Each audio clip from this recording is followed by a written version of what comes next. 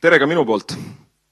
Loodan, et teil on hea päeva algus juba olemas ja jätk on kohe ka tulemas. Nüüd rääkides tänasest konverentsist, siis minu jaoks selle konverentsi pealkiri ise on juba küllalt mitmetähenduslik. Ühelt poolt ma ütleksin seda, et ükski laps ei tohiks ennast tunda kodus ohustatuna või muidu halvasti. Ja seda me tegelikult võiksime eeldadagi. Aga teiselt poolt peame olema üsna tähelepanelikud ja teinekord ka võib-olla enesekriitilised ja ütlema, et ideaalsest maailmast oleme paraku üsna kaugel. Nüüd minu jaoks on väga tänuväärt see, et selline konverents toimub. Üldiselt ütlen teile, et mulle konverentsid ja arutelud väga sümpaatsed ei ole. Tihtipeale räägitakse ja oluline on tegelikult saavutada tulemusi tegudes. Aga tänane konverents kahtlemata annab sellise suuna, et minna tegudele. Kui me vaatame septembris ilmunud UNICEF-i lastevastase vägivalla raportit, siis mis me seal näeme? Üle maailma kannatavad 6 last 10 vanuses 2–14 pideva koduse füüsilise vägivalla all. See on päris mõtlema panev number. 6 last 10. Nüüd, kui me vaatame neid numbreid, siis me peame selle taga nägema ka seda, kuidas lastevastane vägivald mõjutab kogu ühiskonda, nii vaimses kui ka materiaalses mõttes. Seetõttu on lastevastase vägivalla ennetamine Eestis iseäranis olukorras, kus meil ei ole just väga palju elanikke ja see elanike arv väheneb ja ka lapsi ülemäära palju ei saaks öelda, et on vaieldamatu prioriteet. Te olete arvatavasti kursis sellega, et eelmisel nädalal kuulutas Eesti Vabariigi president välja uue lastekaitseseaduse. See lastekaitseseadus jõustub 1. jaanuaril 2016.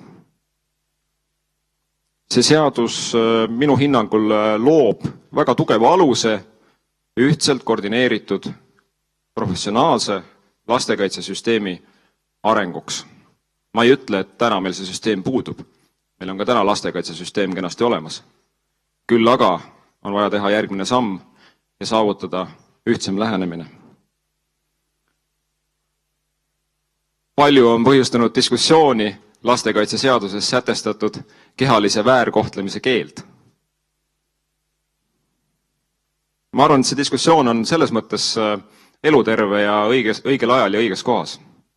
Sest et see on midagi, mida kõik inimesed peavad Eestis korra veel läbi mõtlema. Kuidas me lastega käitume, kuidas me oleme harjunud lastega käituma ja kas ei oleks aeg selles samm edasi astuda. Nüüd, uus lastekaitseseadus ei ole siiski meie ainus vahend lastevastase vägivalla vastu võitlemisel. Eesti on allkirjastanud lapse kaitset seksuaalse väärkohtlemise ja kuritarvitamise eest käsitleva Euroopa Nõukogu konventsiooni ehk Lanzarote konventsiooni. Ja see sätestab riigile hulka kohustusi, kuidas laste õiguste eest seista. Kuidas ennetada lapse väärkohtlemist ja kuidas ka last aidata, kui see väärkohtlemine on aset leidnud. Sotsiaalministeeriumi poole pealt oleme me analüüsimas selle konventsiooni ratifitseerimise nii-öelda siis võimalusi või ütleme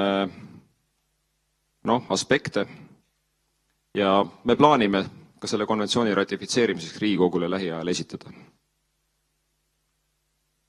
Sotsiaalministeerium ei ole kindlasti mitte ainukene, kes antud valdkonnas tegeleb ja südant valutab. Seda oleme me kõik arvatavasti.